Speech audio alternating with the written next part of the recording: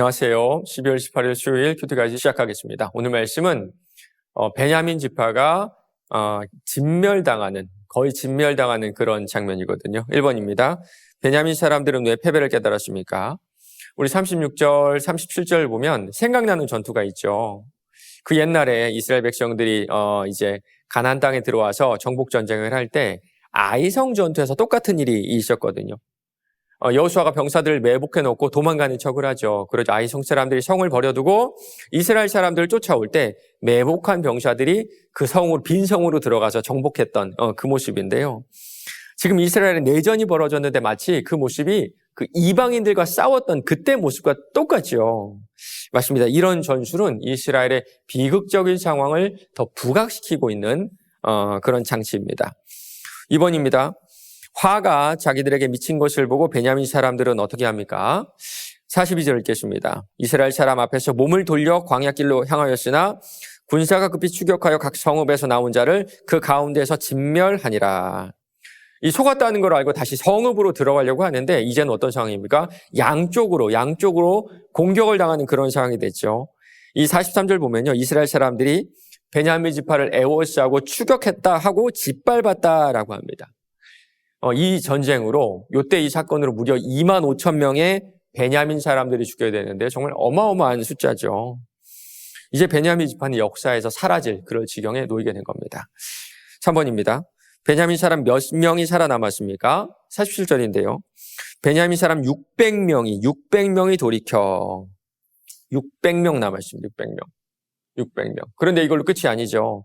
48절 보면요. 이스라엘 사람들이 베냐민 성읍으로 들어가서 사람이고 가축이고 할 것 없이 다 죽였다는 그런 내용이 나오죠. 거의 진멸하는 수준인데요. 사실 가나안 땅에 들어와서 하나님께서 가나안 백성들을 진멸하라 그랬을 때는 진멸하지 않고 남겨뒀는데 이제 와서 동족들을 진멸하는 모습을, 이 잔인한 모습을 우리가 볼 수가 있습니다.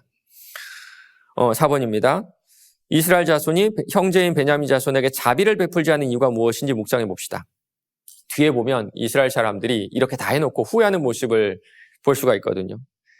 그런데 이 순간만큼은 분노가 그들을 사로잡았던 것 같아요. 사실 이 전쟁 바로 이전에 전투 2번에서 베냐민이 이겼죠. 그래서 이스라엘 사람 나머지 11지파에 4만 명의 군인이 죽은 것을 우리가 볼 수가 있는데요. 그리고 방금 이 전투로 2만 5천 명의 베냐민 사람들이 죽었죠. 맞습니다. 지금 하나님께서는 어느 한쪽 편만 드시는 것이 아니라 이스라엘 전체를 지금 징계하고 계시는 거예요. 여러분, 이스라엘 자손이 옳은가요? 그렇지 않습니다. 그들을 대표하는 레위인을 한번 보시기 바랍니다. 자기가 살기 위해서 자신의 첩을 이 불안당들에게 주었고요. 그리고 자신의 개인적인 복수를 위해서 자신의 아내를 이렇게 12조각을 내는 그런 참 끔찍한 일도 자행하는 사람이죠. 베냐민 지파는 말할 것도 없고요. 맞습니다. 어쩌면 이 이스라엘 자손이 베냐민 지파에게 자비를 베풀지 않는 이유는 하나님께서 지금 이스라엘에게 자비를 베풀 마음이 없으셔서라는 생각이 들기도 합니다. 5번입니다. 내가 하고자 하는 일을 구체적으로 세세하게 기도해야 하는 일이 무엇인지 생각해보고 일부가 아닌 전체의 일을 하나님께 기도하며 간구합시다. 어디 보니까 세상에서 가장 무서운 사람이 누군지 아세요, 여러분? 책 한 권 읽은 사람. 책 한 권 읽은 사람이 제일 무섭다고 하는데요. 정말 많은 것 같아요. 그 책 딱 읽고 내가 아는 이 지식이 전부다, 진리다라고 생각하기 때문이라는데요. 우리도 좀 그런 것 같아요. 우리는 오랫동안 살아오면서 내가 가진 경험들, 지식들을 통해서 나는 누구보다 좀 이해의 폭이 넓고 좀 객관적인 판단을 한다고 생각하는데 사실 그것이 바로 자신의 소견대로 살아가는 우리의 모습이거든요. 인간이 아무리 노력해도 우리의 지식에는, 우리의 경험에는 한계가 있고 그 한계를 느끼기도 전에 우리의 생명이 끝나고 맙니다.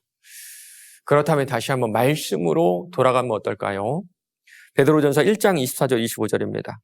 그러므로 모든 육체는 풀과 같고 그 모든 영광은 풀의 꽃과 같으니 풀은 마르고 꽃은 떨어지되 주의 말씀은 세세토록 있도다 하였으니 너희에게 전한 복음 곧 이 말씀이니라. 오직 하나님의 말씀만이 유일한 진리됨을 믿습니다. 그렇다면 매 순간 어려움의 순간마다 하나님의 말씀을 펴고 그곳에서 문제의 해답이 아니라 정답을 찾는 것이 이 진리를 믿는 사람들의 삶의 방식들이 아닐까요? 오늘 하루도 이 말씀 안에서 단순히 이 문제를 해결하는 해답이 아니라 정답을 달라고 여러분 기도해 보시기 바랍니다. 우리가 기도할 때 교훈과 책망과 바르게 함과 의로 교육하기 유익한 이 말씀을 통하여서 우리에게 가장 유익한 음성을 들려주실 줄로 믿습니다.